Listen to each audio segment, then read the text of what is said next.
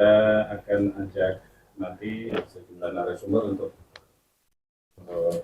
apa itu persadia dan sasarannya untuk pasien diabetes. Saya ke Pak Abraham dulu ya, Pak Abraham, Ketua Persadia Nabire. Persadia Kabupaten Nabire, Pak, Ya. Itu organisasi atau apa begitu, Pak? Ya, baik. Selamat sore, pemirsa seluruh Indonesia, teristiwa masyarakat yang ada di Kabupaten Nabire. Sore ini kami dari Persatuan Diabetes Indonesia cabang Nabire Provinsi Papua Tengah. Ya, adapun sore hari ini kami hadir di sini oleh karena ada peningkatan kasus daripada diabetes, dan sebelumnya kami sudah membentuk badan pengurus yang terdiri dari pelindung, itu dari Bapak Bupati, kemudian penasehat, Kepala Dinas Kesehatan Provinsi Papua Tengah, Kepala Dinas Kabupaten Nabire, kemudian Ketua Umum saya sendiri, dan Wakil Ketua, Sekretaris, Bendahara. Kemudian didukung oleh bidang-bidang lain, yaitu bidang organisasi, kemudian pendidikan dan latihan, dan yang terakhir adalah pengabdian bagi masyarakat. Kegiatan ini bertujuan adalah untuk memberikan edukasi kepada masyarakat tentang pentingnya melihat masalah ini. Karena masalah DM ini makin lama bukan menurun, tapi makin lama meningkat. Biasanya fokus pertama pada mereka yang mempunyai ekonomi baik, tapi ternyata sudah bergeser masyarakat yang ekonomi di bawah juga terpapar dengan kasus ini. Saya kira untuk sementara itu dulu, saya balikan. Baik, saya ke Ibu Dr. Lanti ya. Ini kita mengenalkan dulu ya ke publik atau ke masyarakat. Persadia ada momen spesial nih untuk melayani masyarakat melalui talkshow di sore ini dan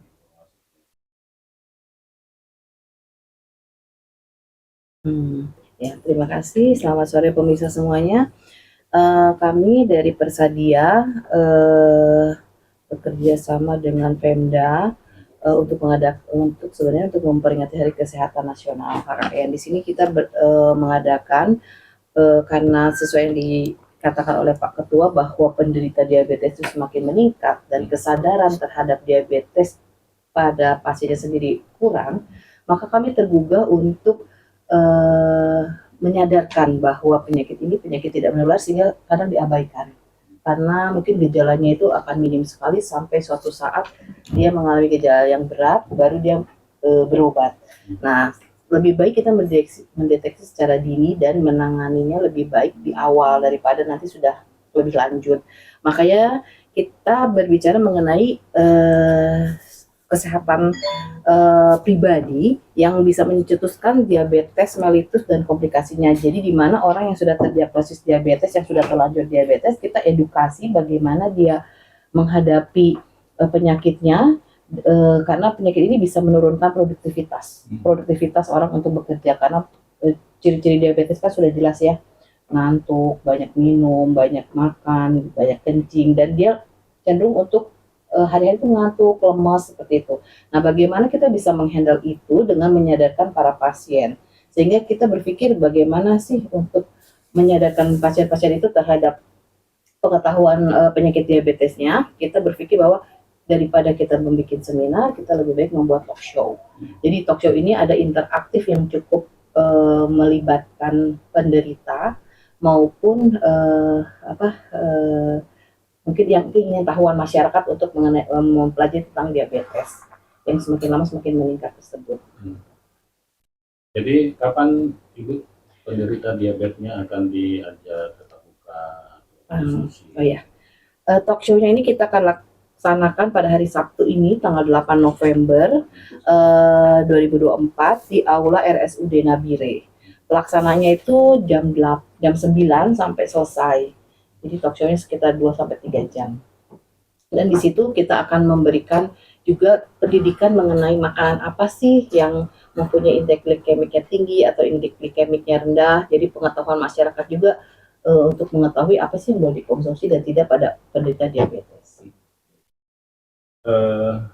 Kalau teknisnya Bu, misalnya mengatasi diabetes begitu, bagi penderita itu juga.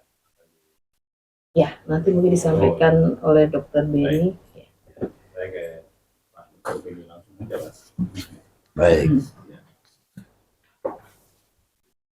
Silakan Pak Dokter. Nanti ada yang tanya misalnya, oke, makanan saya batasi dan lain sebagainya, tapi keseharian dia dengan ingin segera sembuh begitu ya misalnya ya, atau mengurangi gula darah dari rumah sakit sendiri. Ya memang diabetes ini seperti tadi dikatakan mulai mengalami peningkatan seiring dengan modernisasi, membawa juga suatu perubahan pola hidup. Diabetes tipe 2 yang hari ini kita bicarakan dan akan kita talk show kan ini sebetulnya menyangkut bagaimana kita mengelola. Nah, di sini judulnya pakai kata cerdas, cerdas mengatasi. Berarti mengatasi ini dengan sebuah trik-trik ya, tips-tips gitu, yang mungkin itu nanti akan kita buka pada acara tersebut ya. Dan juga melibatkan penderitanya, artinya pengalaman-pengalaman penderita yang sudah berhasil. Penderita diabetes itu bervariasi.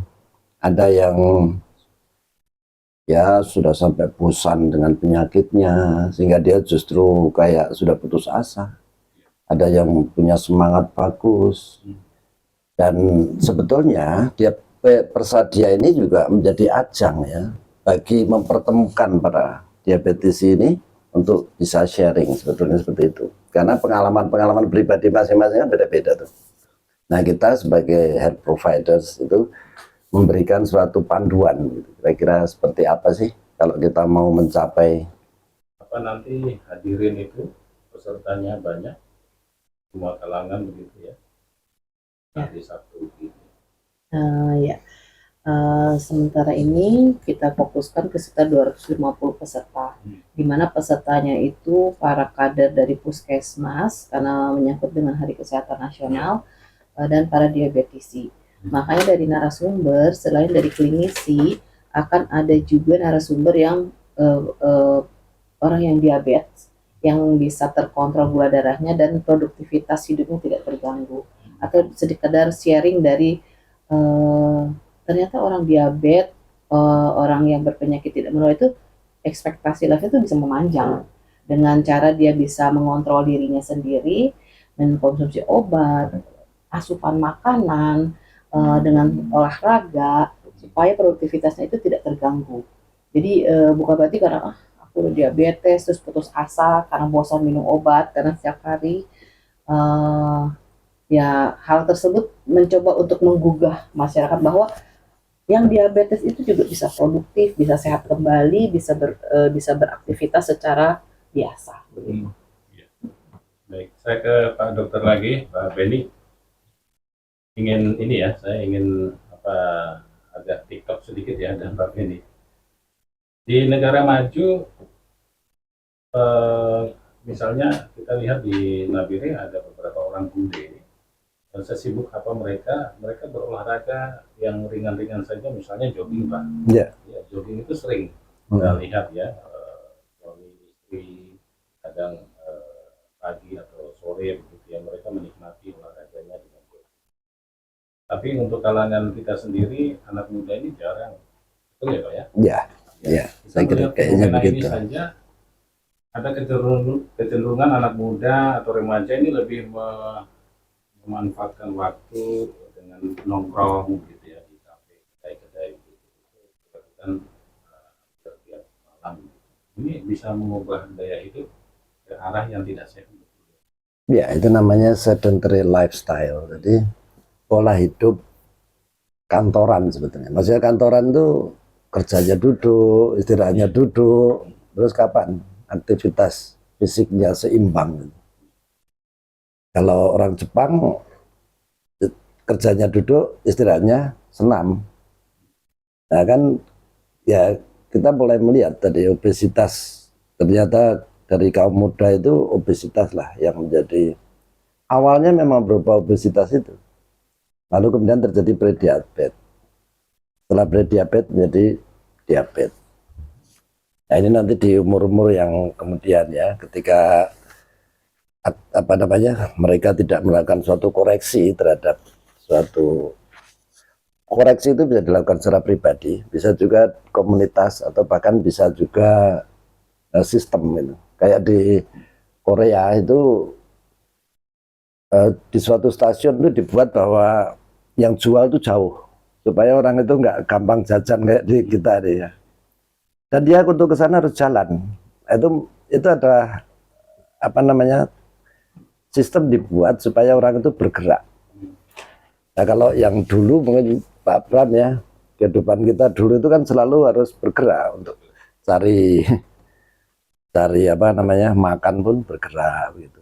Sekarang malah ada online lagi, kan ini sudah mulai, berarti kecenderungan pola hidup kita itu sudah mulai mengarah kepada sedentary. Nah inilah yang harus kita pahami, bukan untuk bagaimana, tapi kita harus sadar bahwa itu tuh harus juga diimbangi dengan exercise, harus diimbangi dengan gerak. Meskipun gerak apapun, bukan harus senam yang terprogram gitu ya, tapi kita membiasakan diri gerak. Itulah yang kemudian saya sendiri di rumah sakit itu pada MCU orang-orang yang masih muda, memang overweight itu sudah kebanyakan begitu. Saya tanya kenapa ya?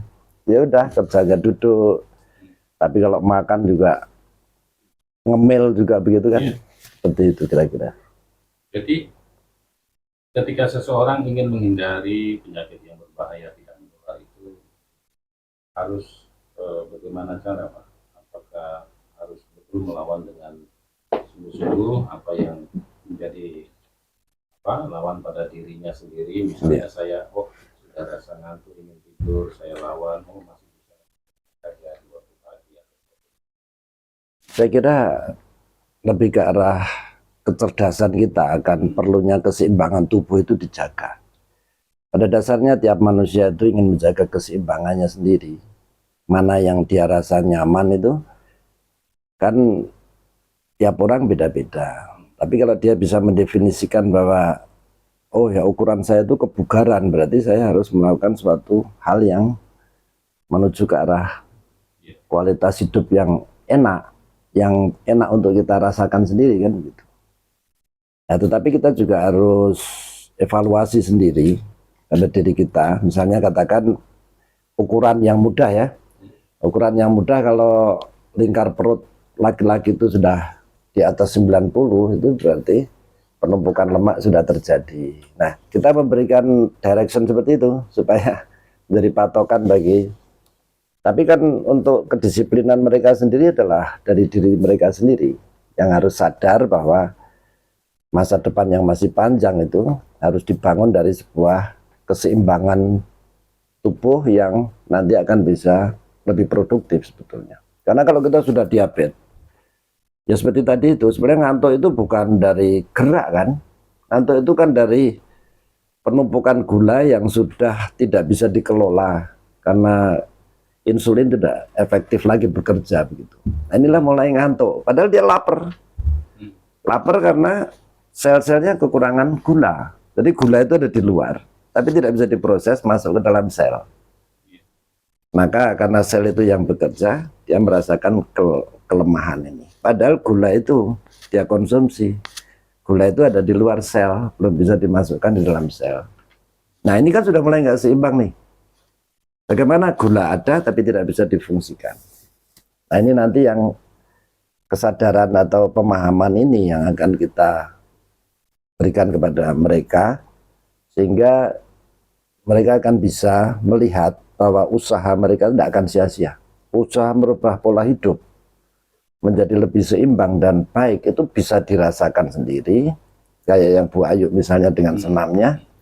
Juga usaha pribadi-pribadi untuk mencoba memperbaiki pola hidupnya itu nanti juga akan bisa dirasakan fitnessnya begitu. Oke, baik Pak Dokter. Saya ke Bu Ayu. Bu Ayu pernah nggak ngobrol dengan anggota senamnya? Setelah beberapa waktu anggota senamnya mungkin merasa ada yang berbeda, ada perubahan.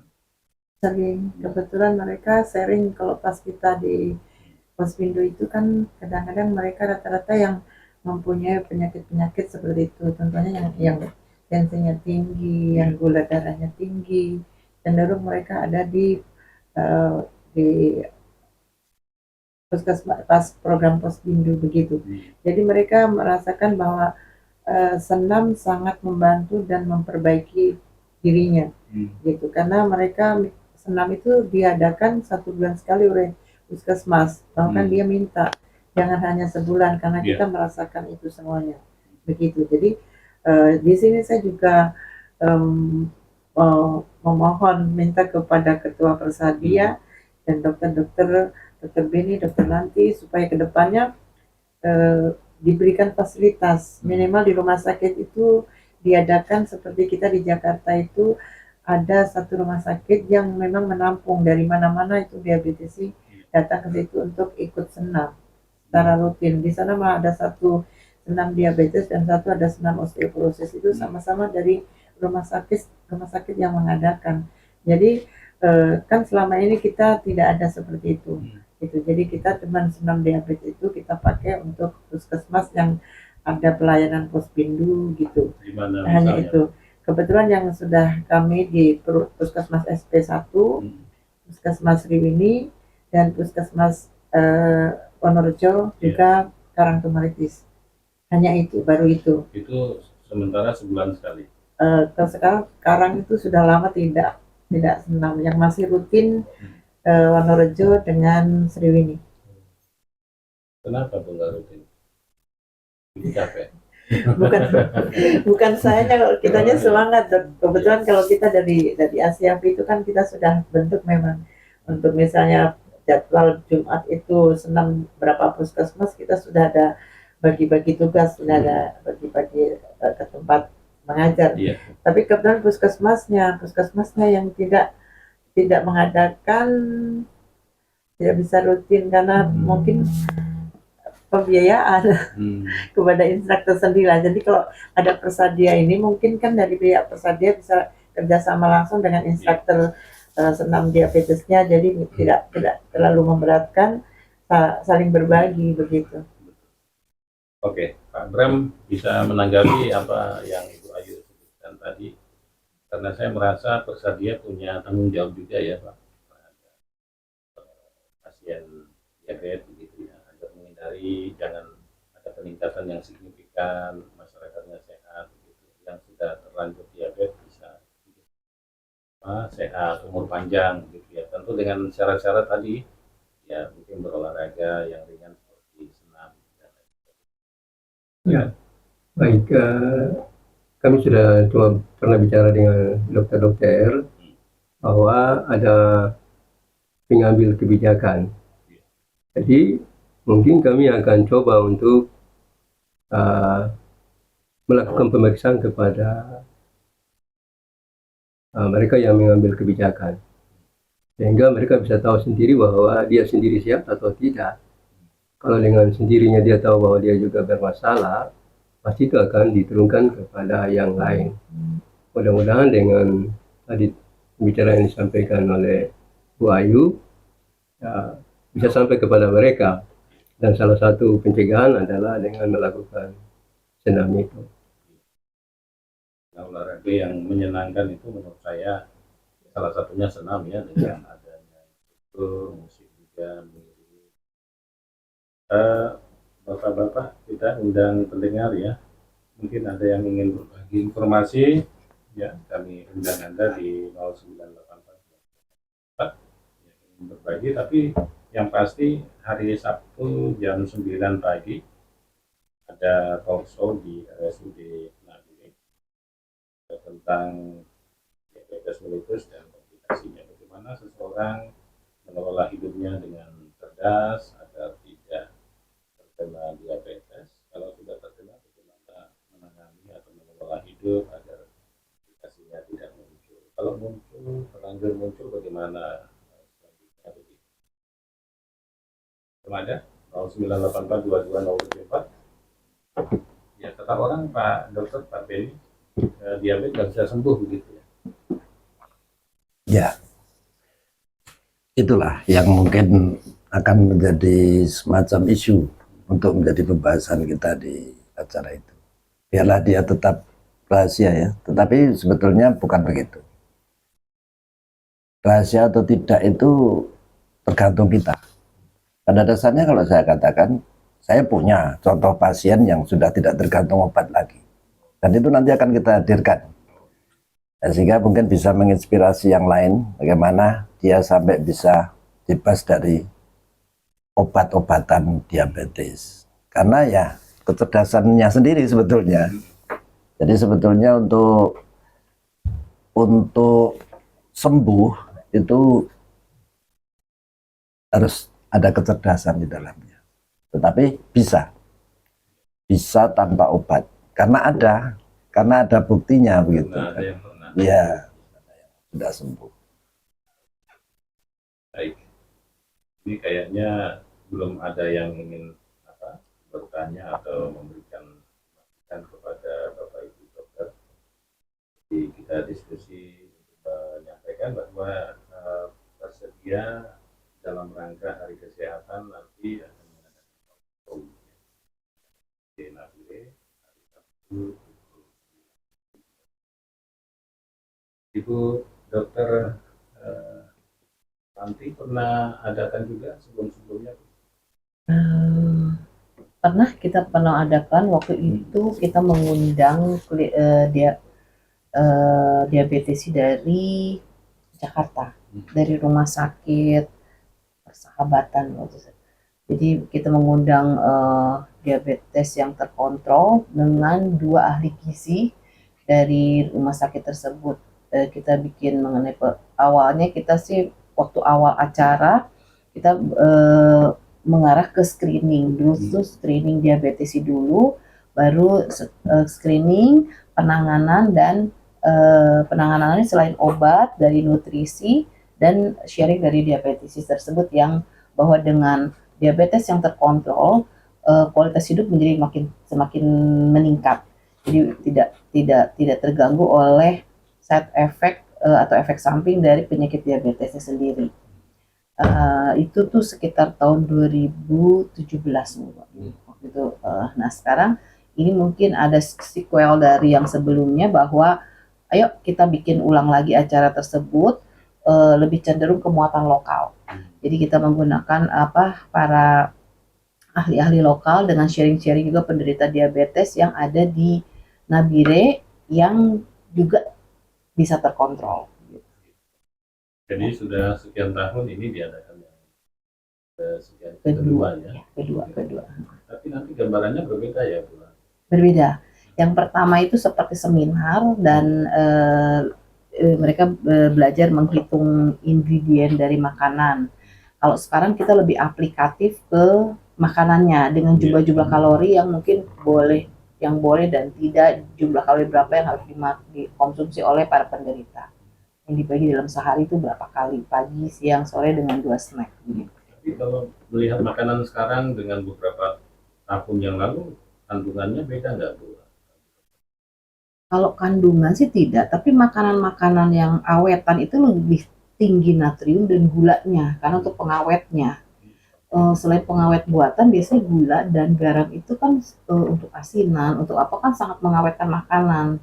Jadi itu mungkin karena perubahan komposisi dari makanan yang beredar, yang disukai lebih ke asin dan lebih ke manis, itu mungkin menyebabkan juga penderita diabetes itu meningkat.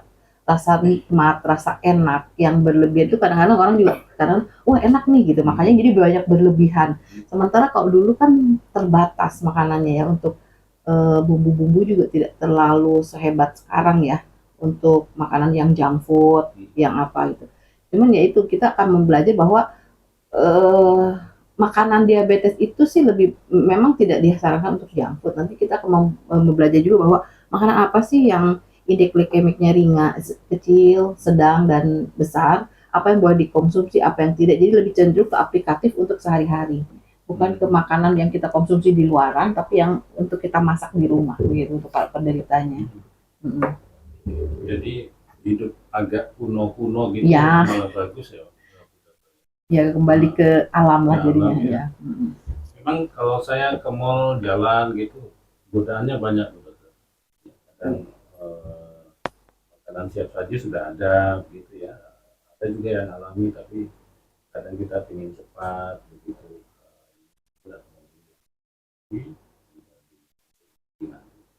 Tapi ya, itu tadi Ibu Dokter mengatakan menggunakan pengawet ya sekarang ada kecenderungan yang meningkat begitu. Kalau ya ini perilaku sih sebenarnya ya, siapa yang mau proses yang dia ya kadang mau menyita waktu tenaga ini yang kadang ibu-ibu sekarang nggak mau hanya cepat ya sudah anak-anak sarapannya kasih yang cepat ini jadi kebiasaan. Ya kembali pendengar mengajak Anda via telepon 0984 22 kesehatan itu investasi ya. Kalau kita sehat kita bisa melakukan banyak hal termasuk penyakit yang belakangan ini yang disebut pihak sebagai penyakit yang tidak menular yang lebih banyak. Biasanya Pak Dokter kalau penderita diabetes itu umumnya komplikasinya apa? Ya, komplikasi diabetes itu mungkin kalau kita kelompokkan ada dua besar, yaitu komplikasi kronik. Kronik itu artinya yang gula darah tinggi itu berlangsung lama dan dari sebab penyumbatan pada pembuluh darah tadi kemana organ tujuan itulah yang kemudian terjadi kerusakan. Yang kedua, komplikasi akut itu adalah satu keadaan yang ekstrim gitu, gulanya terlalu tinggi atau gulanya terlalu rendah sampai misalnya koma begitu ya. Itu yang akut. Kalau yang kronik ini menjangkau 4 organ besar, yaitu saraf, pembuluh darah besar ke arah saraf, mata, ginjal, dan jantung. Nah, hal-hal inilah yang sebetulnya sekarang penyakit tidak menular kan juga meluas di masalah ini. Padahal sebetulnya sebagian ini adalah disebabkan oleh karena diabetes atau suatu keadaan metabolik begitu. Jadi karena sistem dalam tubuh kita. Seperti itu yang sebetulnya kenapa ada sakit jantung, ada sakit ginjal, ada stroke, itu terkait juga dengan perubahan yang ada ini. Mau dia jadi diabetes juga atau tidak diabetes tetapi darah tinggi sama saja kan. Jadi keadaan-keadaan ini membutuhkan kesadaran kita. Kesadaran tentang, kalau tadi tentang makanan itu saya kadang kita ini tentang makanan yang cenderung lebih kuno itu mungkin lebih aman, betul, karena pada saat itu juga kasus diabetes masih kecil kan. Tetapi yang kita hari ini diperhadapkan dengan makanan yang bermacam-macam ini, sadarkah kita tentang apa yang akan masuk dalam tubuh kita itu? Kalau kita sadar, kita juga akan memilah itu. Seberapa besar kita misalnya makan yang kalorinya sekian, hari ini jam berapa ibaratnya, ini kita harus tepat ya. Jam ini jam makan atau bukan, kan begitu. Bagi diri kita sendiri kan.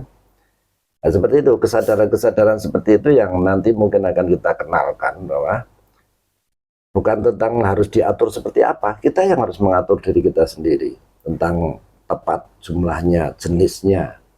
Dan kalau kita ke mall sekali-sekali itu kan mungkin juga, tetapi kalau sudah kemudian pola hariannya kita seperti itu, yang problem kan di situ. Jadi seperti senam yang di puskesmas, tapi bisakah kita membawa pulang senam kita sendiri sebagai suatu kebiasaan, kan begitu.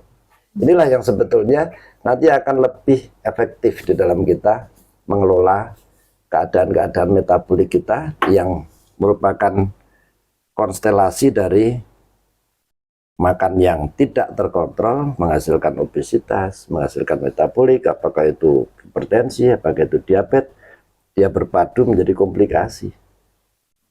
Kira-kira kan begitu, skema besarnya ya. Jadi orang harus tahu ya konsumsi kebutuhannya Ya, diri mereka sendiri masuk ke tubuh. ke tubuh. Nah, itu yang orang kuno mungkin lebih peka. Orang kuno kebutuhan dasarnya untuk bekerja. Untuk bekerja dia perlu makan, kan begitu.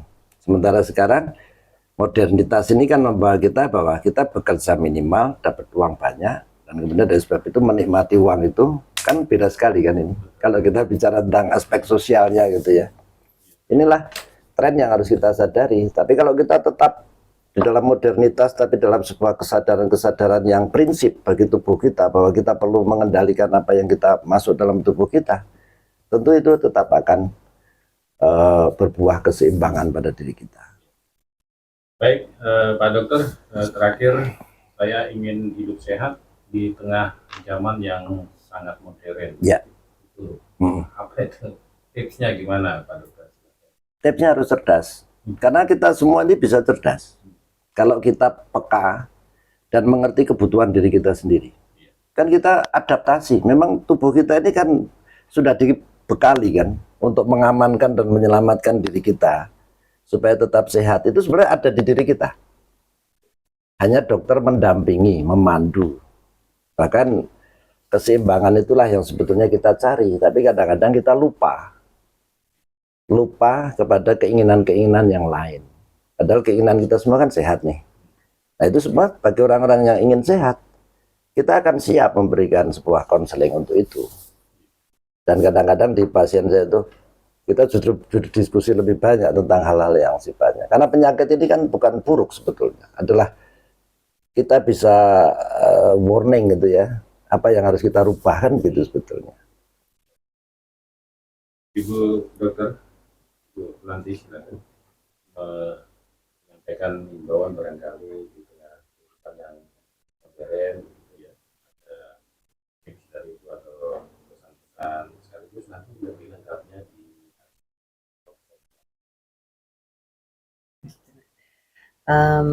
Untuk para pemerhati kesehatan, terutama para diabetes yang sudah terkena diabetes maupun yang belum, jika merasa perlu, apakah kita harus meningkatkan produktivitas hidup atau tidaknya, makanya silahkan hadir di talk show kami dan melihat bagaimana menangani hal tersebut dengan mengubah lifestyle, mungkin pola pikir, mungkin dengan sharing antar sesama diabetesi, sehingga bisa saling menyemangati untuk hidup lebih produktif.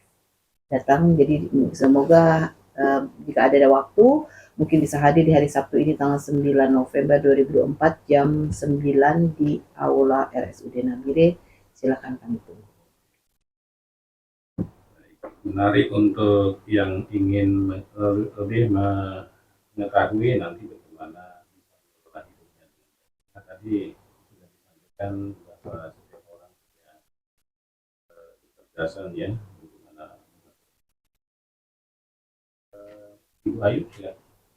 Ya, sedikit menyambung dari tadi Dr. Lanti.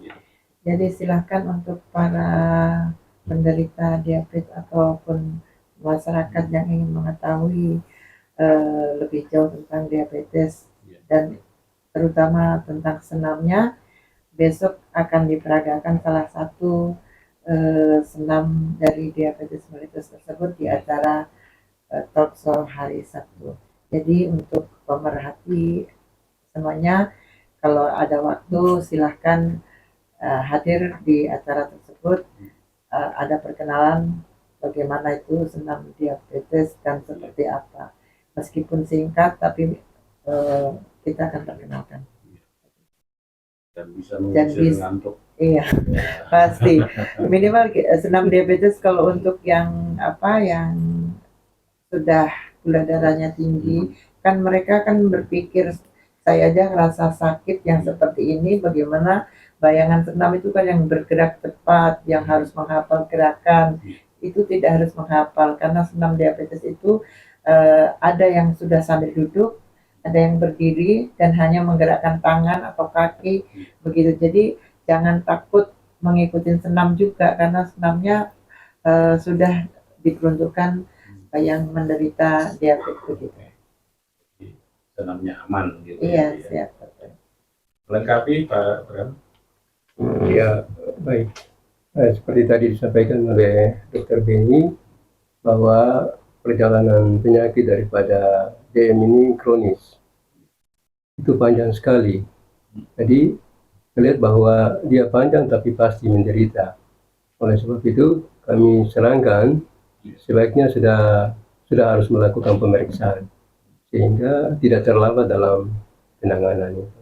Sebab kalau sudah terlambat, pasti dia butuh waktu untuk penyelesaiannya. Jadi kalau kita sudah rasa bahwa gejala-gejalanya sudah mengarah ke sana, sebaiknya dilakukan pemeriksaan. Lebih cepat, lebih baik. mudah nanti Ya. penanganannya. Baik. Terima kasih Pak Bram.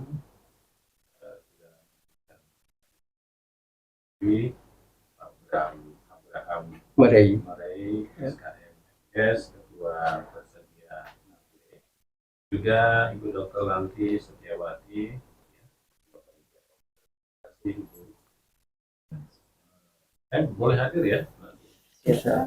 Yang sehat Silakan. boleh ya? Oh, boleh. Malah bicara mungkin. Mungkin foto-foto saja untuk kita. Pak Dr. Beni, terima kasih sudah hadir. Ibu Ayu juga terima kasih. Dan saya yang sudah sore ini kita punya sosialisasi. Ya, pendengar, tadi saya sampaikan bahwa memang kesehatan itu investasi ya, bagaimana seseorang yang menentukan hidupnya agar bagaimana dia bisa tetap sehat di perkembangan zaman yang sekarang ini sudah modern ya, semua serba ya. Saya Hari Gunawan, selamat sore dan sampai jumpa. Anak-anak usia remaja, mereka cenderung ke kasus obesitas. Obesitas itu memberikan peluang untuk mereka juga akan terpapar dengan kasus ini, diabetes ini. Jadi mungkin mereka juga merupakan sasaran untuk mendapat edukasi mengenai masalah diabetes ini.